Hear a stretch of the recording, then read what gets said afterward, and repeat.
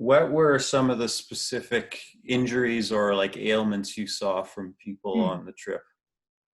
Well, so specific to a cycling expedition, there's often a lot of saddle sore, and Mm. people will probably be annoyed at how often they hear about saddle sore and looking after yourself and hygiene. But saddle sore potentially is quite an expedition-ending injury, if you like, if you don't try and catch it early and look after yourself. If you get an infection down there, it's very, very hard to treat and hard to get you back on your bike if it's so painful. So I would really recommend some good like barrier creams. There's a really good one sold in the UK called Sudocrem, and I'm sure there's equivalents around the world. A really great barrier cream for if you feel you're developing a blister hotspot, just to keep everything protected down there. And then some really good blister plasters in good supply to last you all the months of expedition. And it can really protect the skin on your feet if you're walking about, but also if you're getting saddle sore. And that is one of the common things on expedition.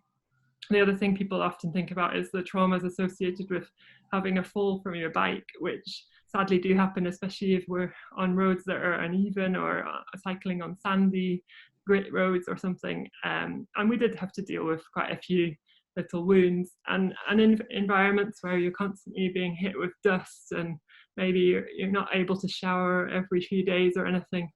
Wound care is really important, and that was a big bulk of my job, was making sure people were able to look after their wounds so we don't have to deal with a much more serious infection that could potentially make you very unwell and potentially mean you have to get home.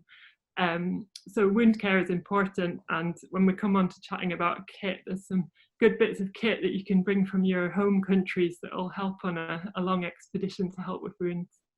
But the other thing is, on a long expedition like the Tour d'Afrique or the South American Epic, chronic things can crop up, and I ended up taking on the role of almost like a family doctor, a GP, because over a few months you might get a problem that you've had before and nothing to do with cycling on the bicycle. Right. And that's what I love about my role as the medic. Anything can happen in any place at any time. But there is also things about preparing for the expedition that can help avoid some chronic things cropping up and being a problem when we're literally in the middle of nowhere in the bush. So Yeah, and just going back to what you're saying about keeping wounds clean, like it's one of those things that I learned that a lot of people unfortunately learn the hard way is you just assume that your little cut or mosquito bite is going to react the same way it does when you're at home, right? But when you're not able to shower as regularly and you're sleeping outdoors, you can get infections and things can go bad pretty quickly, right? absolutely right. Yeah. So Yeah. it's really important to ask the medic if you're needing advice, even about a tiny wee wound, Yep. because something really small like a bite can unfortunately turn into something a bit more serious quite quickly in more extreme environments. And good dressings are important. And actually, I found on the Tour d'Afrique they're quite hard to get hold of, like big adhesive dressings. We ended up making a lot of makeshift things with swabs and lots of tape.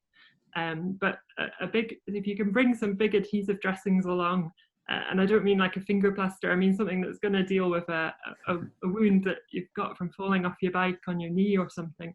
That will really help, because if we can stick it down and prevent the dust getting in, you can get back on your bike with that wound usually, and it means that it keeps it clean. So good bit for the kit list is to bring some good dressings along, and it means that you're not using all the medic supplies for when we've got a bit more serious wounds to deal with as well. So.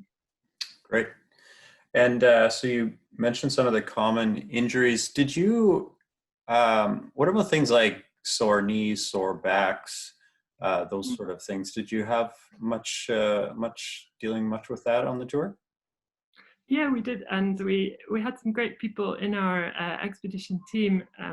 Some of the team did some yoga every morning and some Hmm. stretching and things, and that really helps. And if you can read up on some things like that before the expedition, and you can try and get a wee group doing some stretching after your cycles each day as well, that will help. You're going to be cycling lots more miles than you've probably ever done before. So trying to prepare your body for that is really important, but also preparing your mind that you are going to have muscle aches and strains and things like that. And being sensible, chatting to the medic about when it's good to maybe take a rest from the bike, when you might need a bit of physio, or we did a bit of taping for some people's knees and Achilles and things, and that seemed to help. So there's lots of things we can do to keep you going on the expedition.